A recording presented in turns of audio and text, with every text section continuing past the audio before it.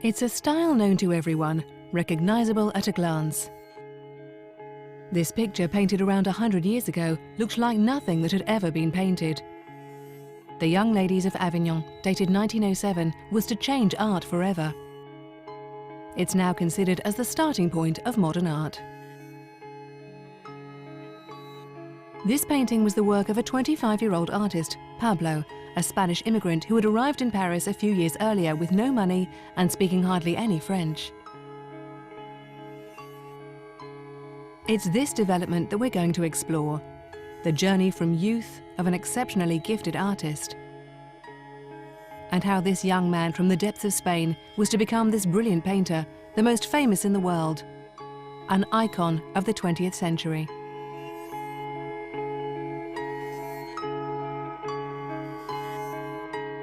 When Pablo became Picasso.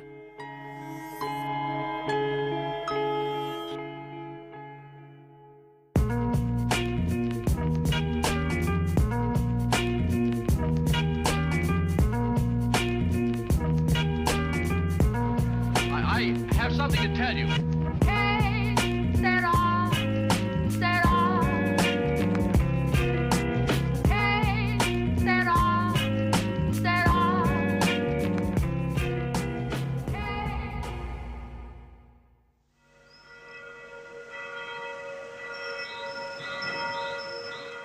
On the 25th of October 1881, a baby of just 10 days old was baptized according to strict Catholic tradition in the church of Santiago al Mayor in Malaga in southern Spain.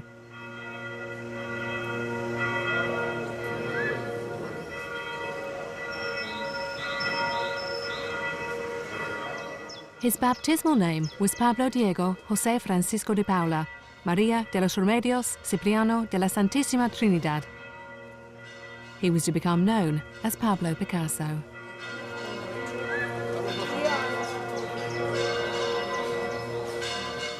He was the eldest son of José Ruiz Blasco and María Picasso y López. The Ruiz Picasso family belonged to the traditional Andalusian middle class in Malaga. A sleepy city on the sunny southern coast of Spain.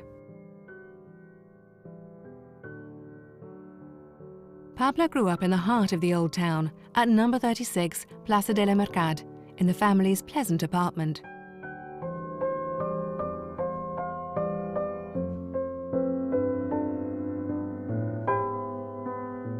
Pablo, as the eldest son, was at the center of family life from his earliest years. He was pampered by his mother and admired by his two younger sisters, Lola and Concepcion. The first thing that struck his family was the intensity of his gaze. A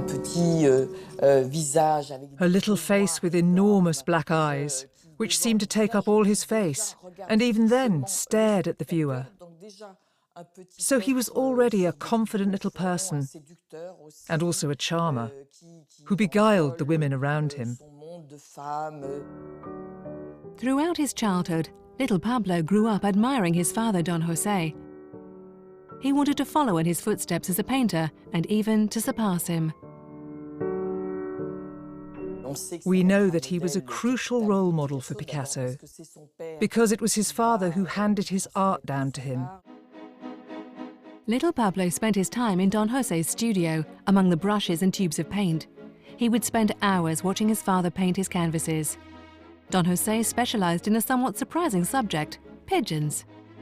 Art for dining rooms and highly prized by the middle classes of Malaga.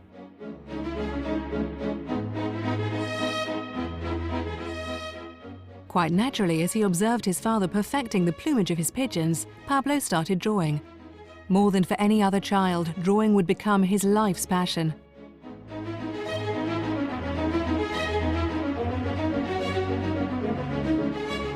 He was drawing right away. In the family memories, he was always drawing. From the age of 5, Pablo drew compulsively. He drew anywhere, on anything, and only agreed to go to school on condition that he was allowed to draw.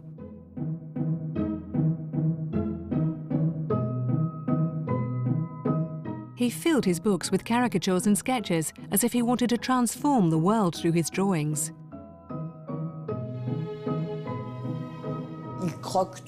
He sketched everything he saw, his family, people in the street. Everything very quickly became art with Picasso. Apparently, he had a real drive. He had to be doing it all the time. He had this thing, this urge, very early. He had the talent and the urge.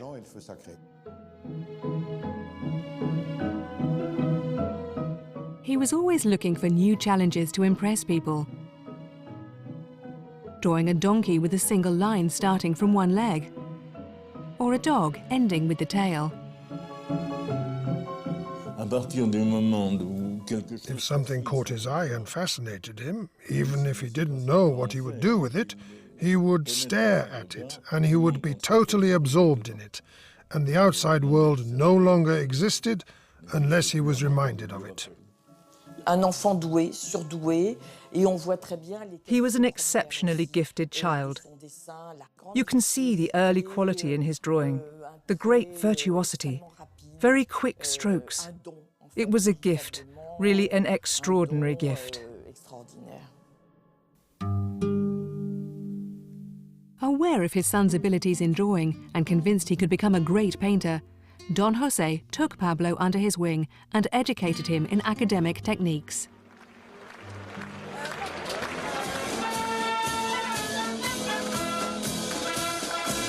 Don José was an aficionado, a fanatic of bullfighting. He regularly took Pablo to the local bull ring. Bullfighting was to become a recurrent theme in his painting lessons.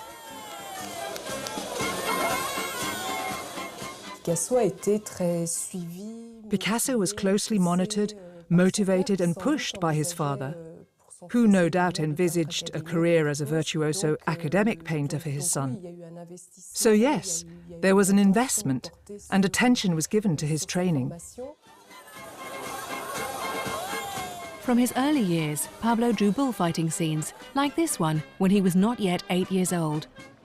His pencil strokes were quick, very different from the more laboured efforts of a child of that age. He wasn't afraid to sketch the crowd in outline in order to concentrate on the fight going on in the ring.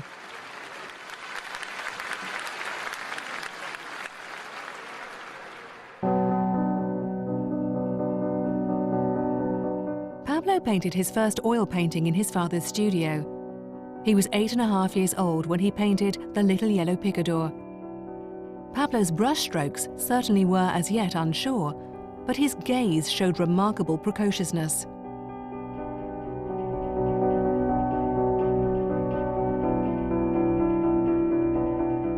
What he did was stunning, because he was already looking at pictorial problems which weren't those of a child his age.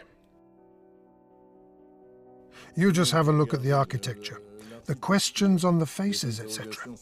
As a child, he was asking questions about what he was painting that no other child would do. A good teacher would say, and I don't know if his father reacted that way, he'd say, "You still need to work, my boy, but you've got the temperament. There's a painter in you." Don José judged his young pupil's technique to be very promising. But did he realize that his precociousness wasn't just in his technique? Did he notice that Pablo had a very personal perception of the world around him? Pablo was 9 years old. He was still a very young child, but he often set off alone for long walks across Malaga. They always took him to the old castle of Gibralfaro, which dominated the town. There he discovered a world far removed from the middle-class society he lived in, the world of the gypsies.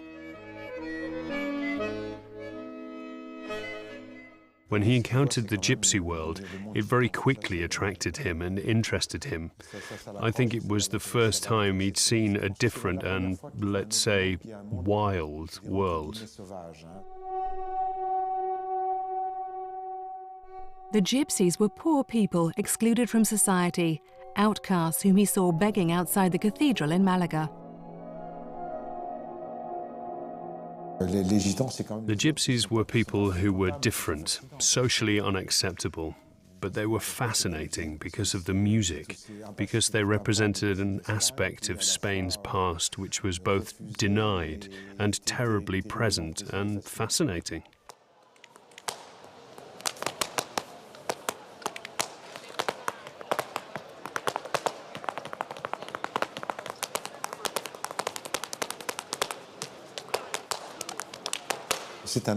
It was another world.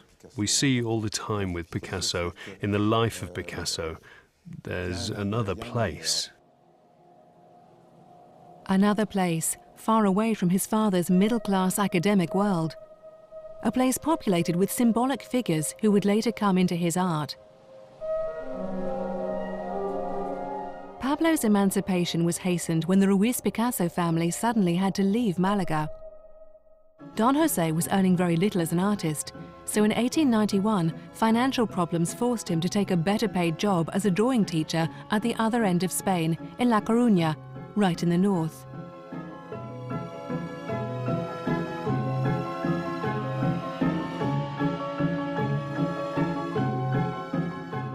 Pablo was 10 when he arrived with his family in this austere town on the Atlantic coast.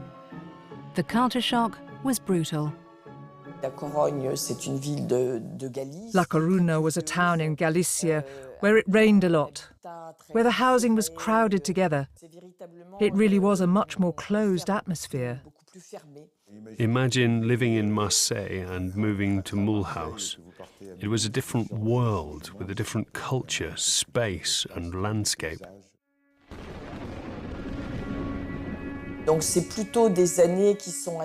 So these years were associated in the life of Picasso's father, and even in the life of the teenager that he was, with a kind of melancholy. In La Coruña, in this new land without sun, without bullfighting and without friends, Don José became depressed and spent most of his days watching the rain. Helpless, Pablo watched the psychological collapse of his role model. To escape from the sad sight, he took refuge in drawing. Unlike Don José, Pablo was rather stimulated by this new face of Spain and by the spectacular landscapes of the wild coast. During the years he spent in La Coruña, Pablo's production was remarkable, abundant and varied. Pablo was 11 when he drew these pigeons. His progress was such that they could easily be confused with those painted by Don José. Pupil and teacher are now on an equal footing. It was in the execution of the figure of a pigeon that Pablo unintentionally was to undermine his father.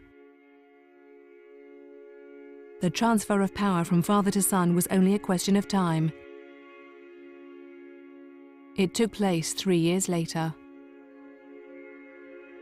One evening, Don José asked Pablo to finish one of his pigeon paintings. Pablo was 14 years old. As usual, he carried out the task incredibly quickly and with a steady hand. Don José was stunned by his son's undoubted mastery, but he also realized that his life as a painter was a failure. He knew then that he would never belong to the important artistic circles of Spain. So in a solemn gesture, he gave his palette, brushes and paints to Pablo.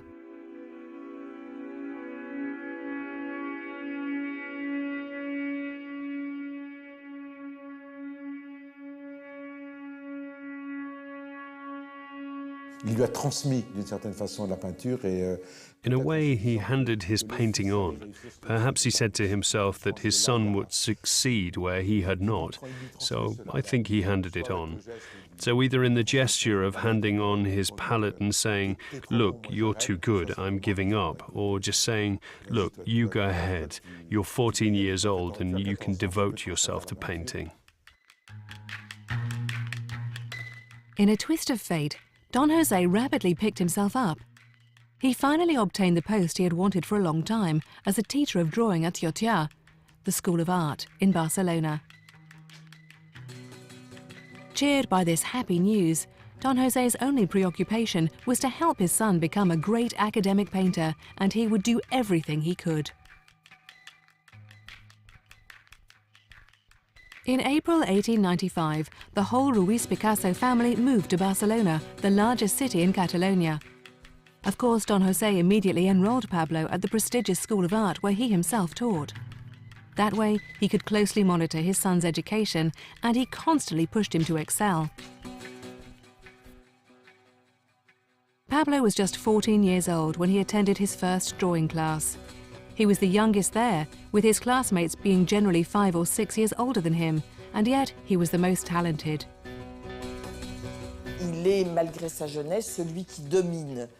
In spite of his young age, he immediately dominated all the others, and he was respected for that. He was also respected for the way he absorbed every style, the old masters, and cannibalized them, we would say today, to transform them into works by Picasso. Pablo's progress was so dazzling that by the end of his first year, he had no more to learn from his studio studies. For Don José, there was no time to lose.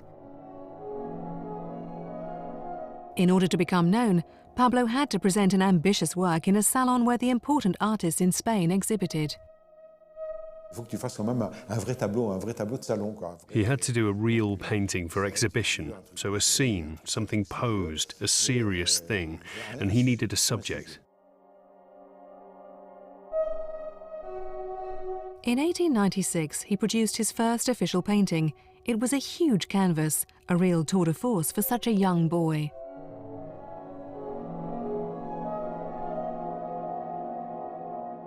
Father and son had chosen the subject together, the First Communion.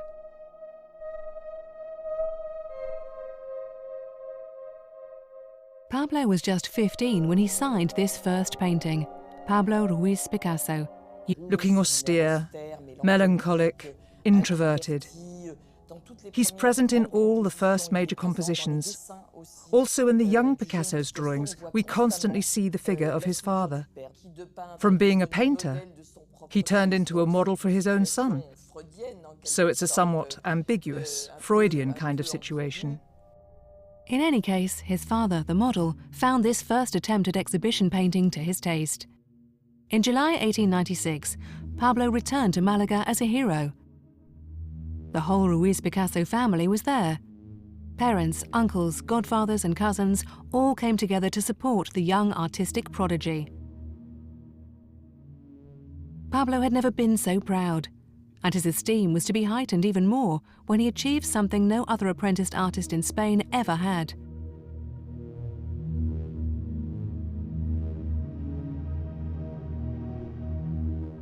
In 1897, to reward the extraordinary quality of his academic work at the age of just 15, Pablo received a Medal of Honor at the National Exhibition of Fine Art.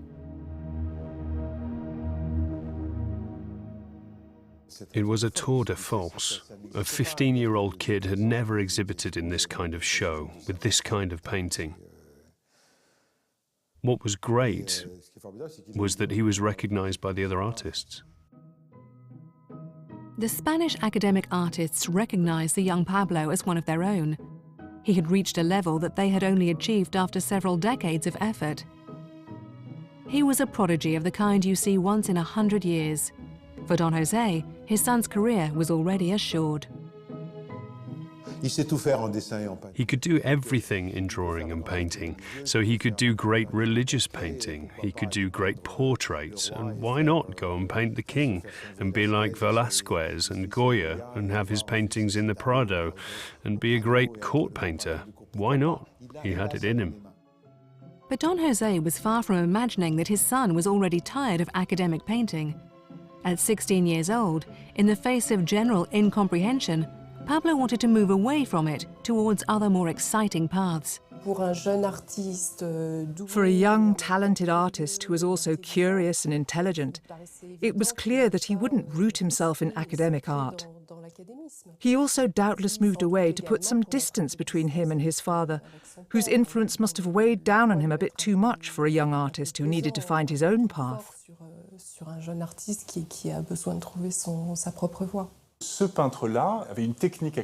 This painter's academic technique was like no one else's, and he decided to unlearn it. And I think that is what's interesting in Picasso. There's always this dual movement, learning and unlearning.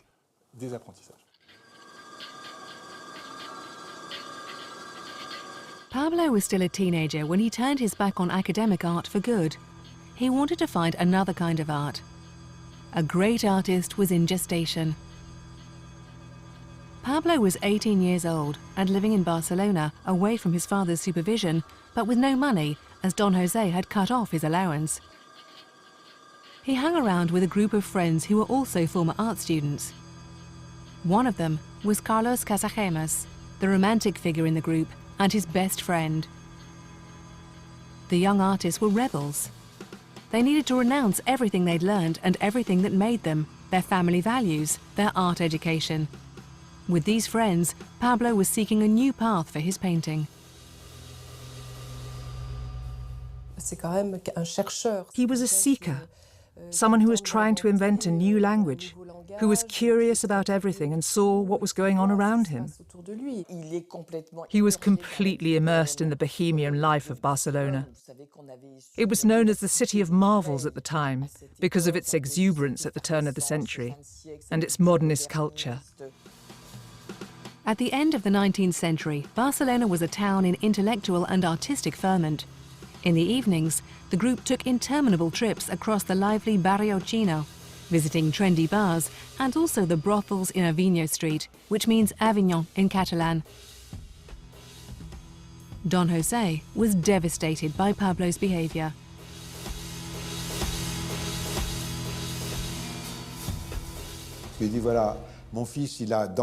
He said, "My son has it in him to have a good career as an artist. He can become the great classical artist of his generation, and he's going to waste his life penniless in bohemian Barcelona, where there are pleasant and interesting painters, but they're living from hand to mouth." In fact, with his new friends, Pablo was opening his eyes to his age and its modernity. The merry group often ended their evening forays at the El Quatre Gats Cabaret, the meeting place for the artistic avant-garde in Barcelona.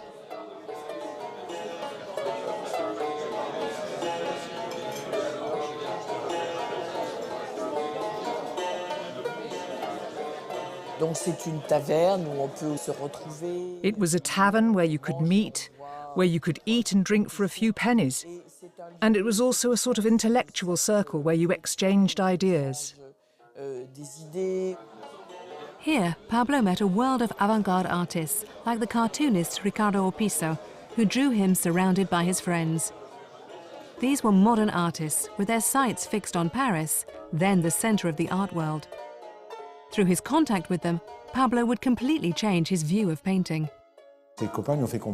His friends made him realize that other things were happening in art, and that art was changing in Paris and Munich, and Toulouse-Lautrec was doing something different that was much more interesting than what he'd learnt to do, and he couldn't do First Communion and science and charity all his life.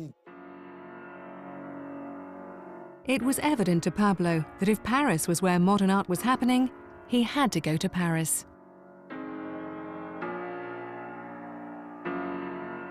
In October 1900, with his friend Carlos Casagemas, Pablo left Barcelona for the City of Light. That day, he finally turned his back on what his father, a 19th century man, wanted to make him into. Don José could do nothing. By entering the 20th century with its modernity, Pablo was breaking the last link that connected them.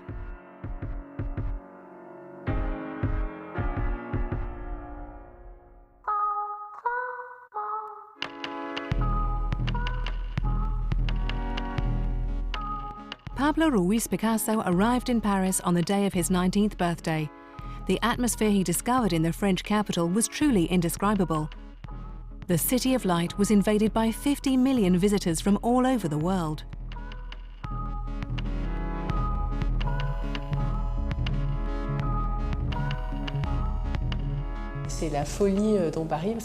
It was crazy in Paris because the World Fair 1900 was on.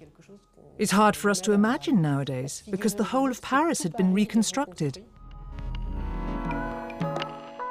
To accommodate the crowds, the first metro line had just opened. There was also a moving walkway to carry visitors along the Seine. Its banks were full of hundreds of pavilions in the colours of every country. It was like a sort of giant theme park. When he arrived, he was flabbergasted. Pablo and his friend Casagemas were dazzled. Even though he was a recognized painter in Spain, the young Pablo Ruiz Picasso was quite unknown in the capital of the arts. He didn't speak a word of French and found it very hard to learn.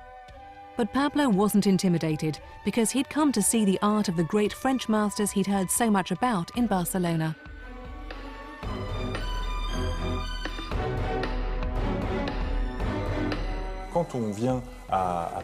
When you went to Paris as an artist at the end of the 19th, beginning of the 20th century, it was to succeed, to be recognized, because it was the center of excellence.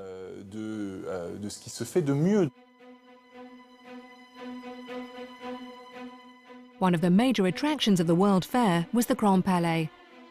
Opened for the event, it housed a huge exhibition tracing 100 years of French art. And all the great masters were there. Rodin, Toulouse-Lautrec, Cézanne, Renoir, Van Gogh. Pablo was overwhelmed at the sight of this brightly coloured exhibition, as he had only seen these masterpieces in poor black and white reproductions. Even though he revered all these great artists, he only had a single idea in mind: to measure himself against them. And he was convinced that he, Pablo Ruiz Picasso, could do better. He was a man who was willing to work. He had huge ambition and total confidence in himself as to what he would do. He had an overwhelming ambition to become the greatest artist of all time. With the extraordinary visual memory he had, also his extraordinary virtuosity, his ability to copy any style, it was a terrific education for him, and we know what he did with it, because very soon his career, his work, both in painting and sculpture, would be transformed.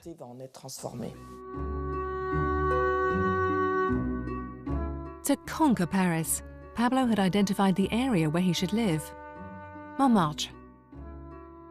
It was the gathering place of painters and artistic bohemians. He and his friend Casagemas moved into 49 Rue Gabrielle. They joined a small community of penniless Catalan artists in a studio. Pablo had only just arrived when he was noticed by Pedro Manach. He was the art dealer who sold the paintings of the Catalan artists in Montmartre. Manach immediately noticed the skill in Pablo's paintings. He thought he could easily sell them. For an income of 150 francs per month, a workman's wages, Pablo had to supply him with paintings on demand. It was extraordinary good luck for the young ambitious painter who was newly arrived in Paris, but could already make a living from his art.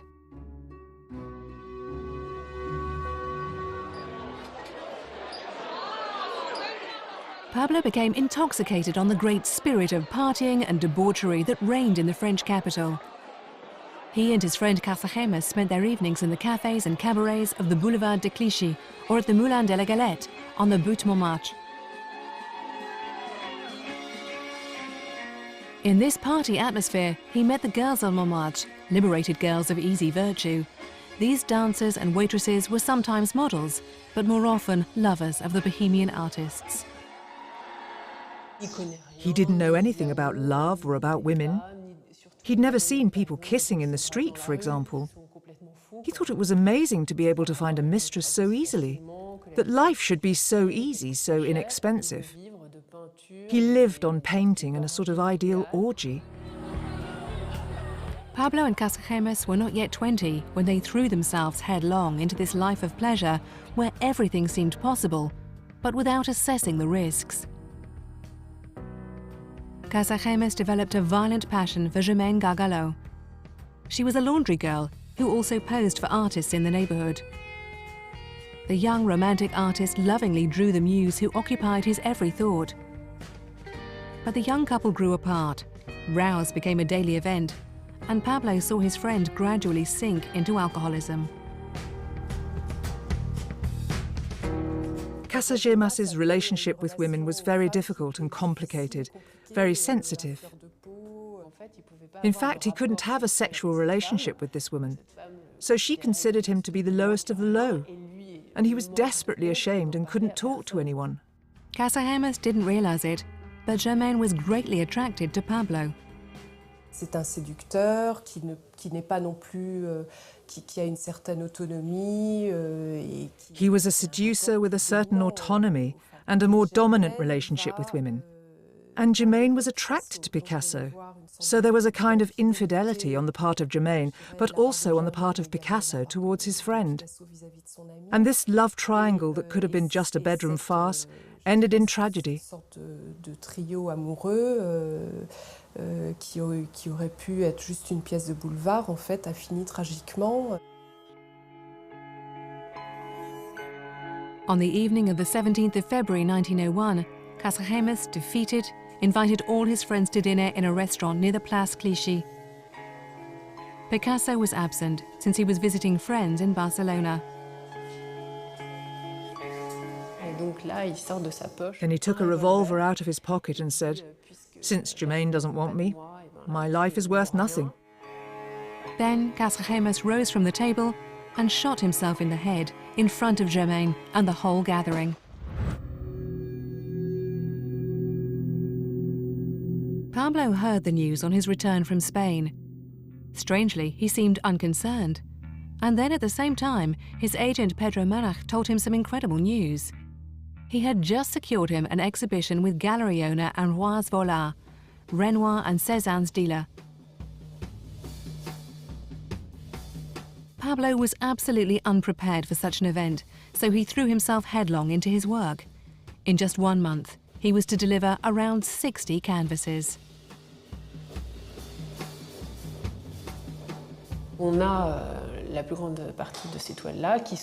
We have most of these canvases, which were greatly inspired by Lautrec. They don't have any great originality. He churned them out. On the 25th of June 1901, the Ambroise Vollard Gallery in Rue Lafitte in the 9th arrondissement of Paris held the first exhibition of Pablo's works, a 19-year-old Spanish artist as yet unknown to the public. The young painter's self-portrait proudly welcomed the visitors. Pablo's painting had completely changed. It had become sunny, dazzling in its craftsmanship, and its influences were many. Toulouse-Lautrec, but also Van Gogh. This self-portrait is entitled Yo Picasso, I Picasso. From then on, Ruiz, his father's name, would no longer appear. He had found his signature, and Picasso was to be his professional name. He signed it Picasso, his mother's name. It was also a sort of escape. He was aware of who he was. Moi, Picasso. I, Picasso, says a lot about the sort of triumphant ego. He's turning towards us, towards the viewer, in a defiant sort of pose.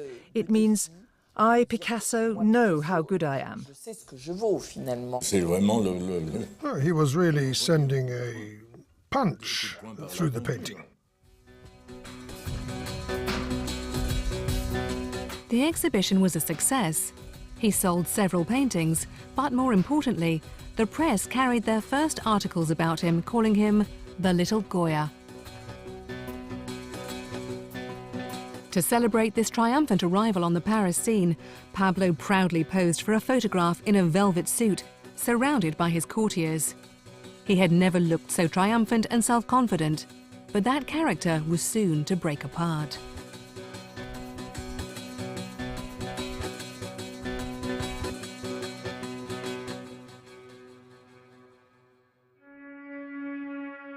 Six months later, in the autumn of 1901, once the enthusiasm of the Vollard exhibition had died down, the face of Casagemas returned to haunt Pablo. The image of his dead friend forced itself on him and took on a dimension bordering on obsession. Suddenly, the image of his dead friend resurfaced, and he started painting it. Pablo was just 20 when he painted his friend on his deathbed with the mark of the bullet on his temple. There's no doubt that this was one of Pablo Picasso's most personal and unclassifiable works. He kept the painting himself and only revealed its existence 50 years later.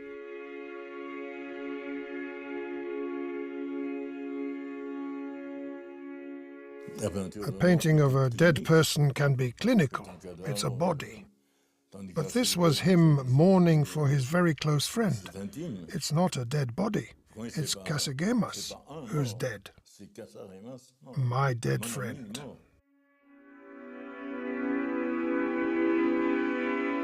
Pablo was riddled with guilt and broke up with Germaine for good.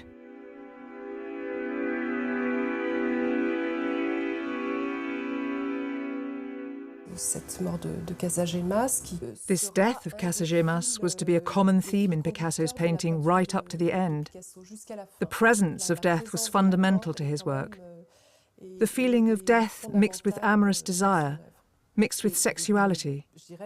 You get the impression these things were established at that time.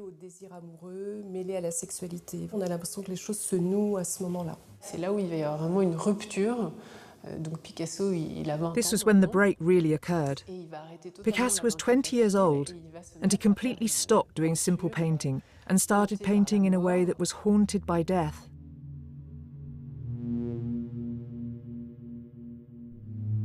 The blaze of colour was over. Pablo's painting became blue, only blue.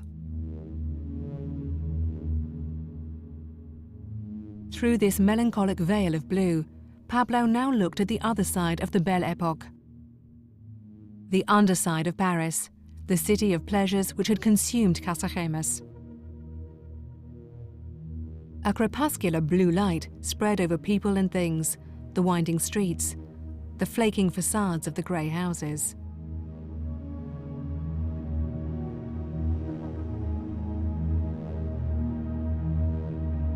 For Pablo, painting should no longer linger on the picturesque or the anecdotal. It should seek the truth of human nature. His painting from then on would focus on the faces of those in poverty, the beggars, these deprived people whose future seemed without hope. It was an anti-commercial period, where Picasso closed himself in for over 3 years without being able to sell. He sold a few canvases, but very few. Pedro Magnac, the dealer, was troubled by his protégé's development. This blue monochrome appalled him. Even his Catalan friends were worried to see him persist in this gloomy, unsellable painting. Suddenly, everyone turned their back on him. Magnac said, "What on earth is the matter with you? Goodbye." So he had no agent and therefore no way of earning a living. There were times in Paris when we know he had nothing to eat. There's an anecdote people tell that he once went to steal a piece of bread from a friend's studio. It was a very hard bohemian life. I think he went through a very difficult period of uncertainty when he wondered, should I go back to Barcelona to get fed by my family? Should I keep going in Paris or not? What should I do? At the age of 21 and broke, Pablo was forced to return to Barcelona to live off his family. It was an admission of failure. Don José judged that his son was living the life of a good-for-nothing layabout and that he had no chance of earning a living with the painting he was doing. Pablo was totally lost. He was trying to find himself and his art. Between 20 and 24 years old, that's normal. And many artists, even great ones, are still trying to find themselves when they're 40, 45. He also had the sort of naivety of a child who's grown up too fast. Pablo reflected on what he was, on the meaning of his existence. And it was in a great painting that he was to find the first hints of an answer. In 1903, in a small studio he rented in Barcelona, Pablo painted La Vie. He was 22 years old. In this allegorical and very moral composition, Pablo returned to the tragedy that had distressed him so much. He placed Germaine in the arms of Casagemas, and opposite them represented the child they might have had together.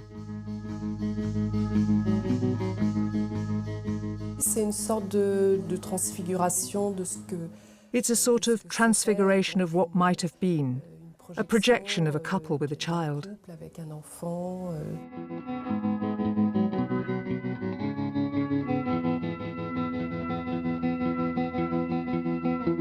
C'est une sorte de fantasme de ce qu'aurait dû être la vie de Casagemas. It's a sort of fantasy of what Casagemas' life should have been. One can see a certain form of guilt, but also a form of love for his friend, a sort of infinite regret over this life that ended so tragically. Qui s'est fini dramatiquement. When he finished this composition, Pablo was able to close the darkest chapter of his life. He was able to leave behind him his years of doubt and return to his career. He wanted to show everyone what he was capable of. So, in April 1904, Pablo Picasso moved back to Paris for good. He was then 22 years old. In just 3 years, he was to revolutionize painting by producing a work that would make him the most important artist of his generation.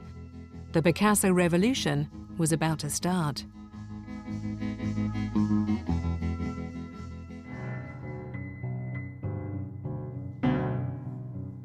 Pablo Picasso moved back to the heart of Montmartre, to a place which was a real artistic institution, the Bateau Lavoir.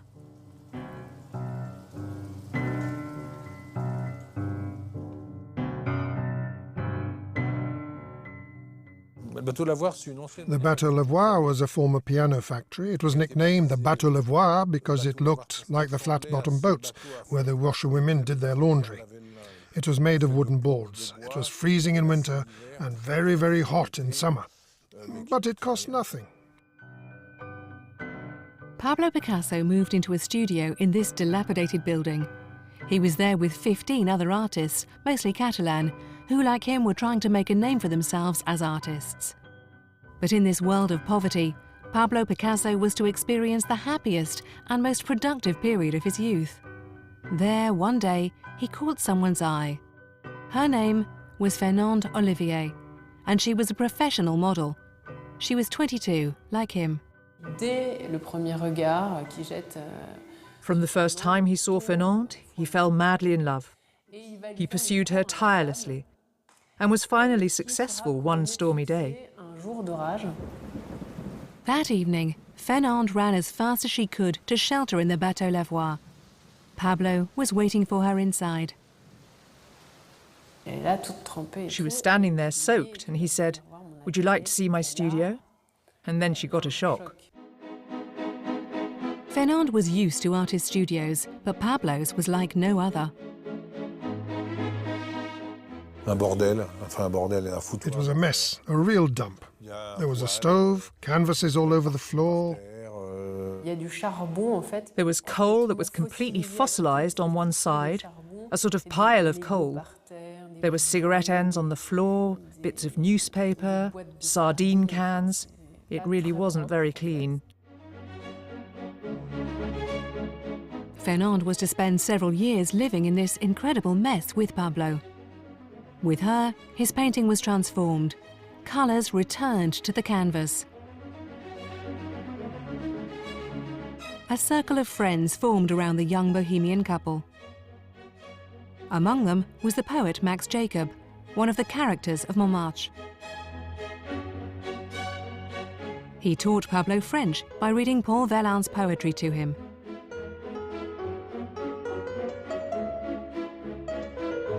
The poet and art critic Guillaume Apollinaire, an unfailing supporter of Picasso, also made frequent visits to the studio. There was at the same time a proliferation of friendship and an artistic proliferation. That was absolutely fantastic. The strong point of all those people was that they knew they were great geniuses. They knew they would shake the world. That allowed them to accept the poverty that they lived in every day.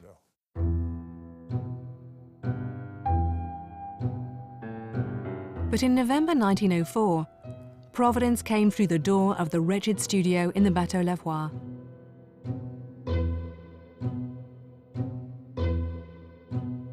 She was 30 years old, and her name was Gertrude Stein. She was an American heiress from a very wealthy family. She and her brother Leo were building up the largest collection of avant-garde paintings.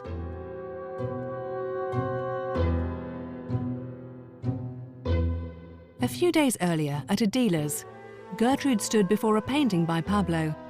Seduced, this upper-class woman from the left bank went all the way to the Bateau Lavoir without warning and bought about 10 paintings for the sum of 800 francs. It was a small fortune for Pablo. The meeting with Gertrude and Leo Stein completely changed Picasso's life materially, because after meeting them, he never had any financial problems again. Pablo was struck and thrown off balance by the force of this most unusual figure who had just come into his life. She was a big woman. She was homosexual and didn't hide it at all. She wore men's sandals. She was quite imposing. Pablo, guided by his ambition, knew he was in the presence of the person who could change his life. It was an opportunity not to be missed. He offered to paint Gertrude Stein's portrait, and she accepted. Every day, Gertrude Stein left her chic quarter and travelled across Paris to pose at the Bateau Lavoir.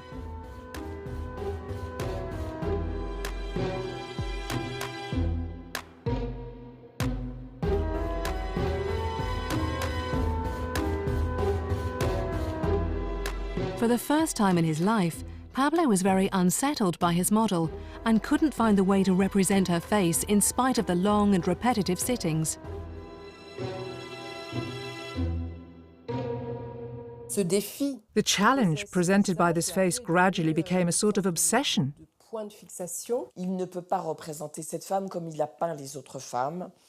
He couldn't represent this woman as he had painted other women.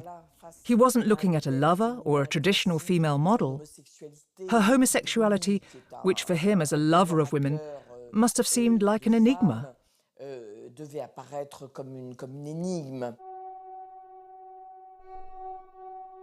How could he paint this unusual face? Pablo sought inspiration in narcotics. One night, he had a very disturbing opiate dream. It signaled the starting point of a revolution.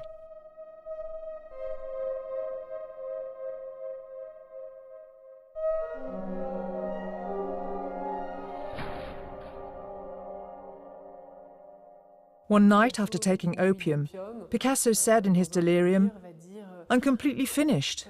Photography has been invented." That was the start of a thought process that all the contemporary artists were going through. Photography painted detail, so artists no longer needed to paint the detail or, more importantly, the moment. Naturalism couldn't express the intelligence or the keenness of expression on Gertrude Stein's face. He had to invent a new way of painting.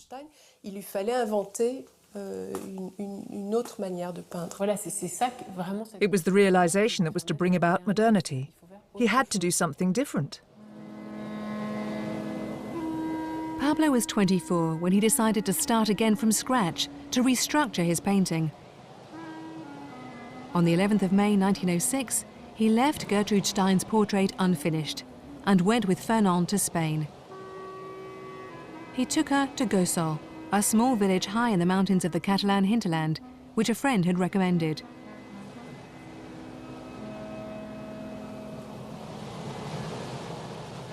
It was here, in the raw, natural environment, in this archaic rural world, that Pablo was to find new energy and new inspiration. Pablo took long walks alone across this arid landscape. The earth on the stony ground was the colour of ochre. This ochre was to take a permanent place in his palette of colours. He saw people and he felt good. He felt good with the peasants and with the woodcutters. They were very physical people, very real in the natural environment. But the nature itself was deep, ancient, connected to history, to the archaic and to myth.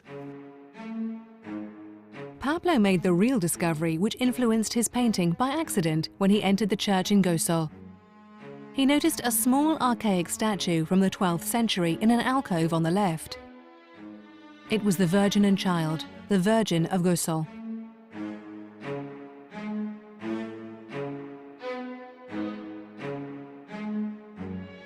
Pablo was overwhelmed by the purity of its face, and above all by the magnetism of its empty gaze, so simple and yet seeming to be fixed in an eternity. In this strange, enigmatic mask, Pablo found a new path for his painting. In autumn 1906, back at the Bateau Lavoie, Pablo finished his painting. The portrait of Gertrude Stein, but without her. Under his brush strokes, Gertrude's face took on a geometric appearance. It was taken back to a sketch, that of an almost impersonal mask. The gaze was absent, without emotion. Pablo presented this enigmatic portrait to his model, Gertrude Stein. She said, "This portrait doesn't look much like me." She was pleased with it, but she judged that the representation was somewhat different from her face.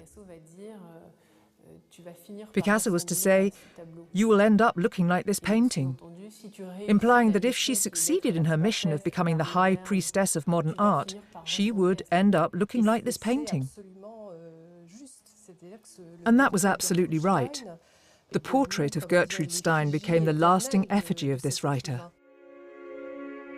In painting this icon in this manner, Pablo Picasso had invented a new way of capturing a portrait on canvas, freed from a realism that could be left to photography. Gertrude Stein quickly understood this and hung it on the wall of her salon as a major item in her collection. Pablo Picasso was only just 25, and his painting was hanging alongside the great masters, Renoir, Degas, Manet, Cézanne, and also a certain Henri Matisse. Thanks to this unique collection, the Stein salon was the most fashionable place in all of Paris. Every Saturday evening they received artists and writers who were recommended to them. So you only had to be recommended by someone to be introduced to the salon on the Rue de Fleurus. It was in this legendary place that the meeting between the young, ambitious painter Picasso and the master of the avant-garde Matisse would take place. It was a confrontation between two concepts of painting. Matisse, an established middle-class figure, then aged 37, thought that art was a matter of harmony and poetry. But for Picasso, the young bohemian, painting had to be a shock for the person viewing it. Once the head-to-head between Picasso and Matisse started, you had two giants in confrontation, and on it went for half a century. Matisse was the star of the evening, the man they called master. Leo, Gertrude's brother, had recently acquired his latest masterpiece, The Joy of Life.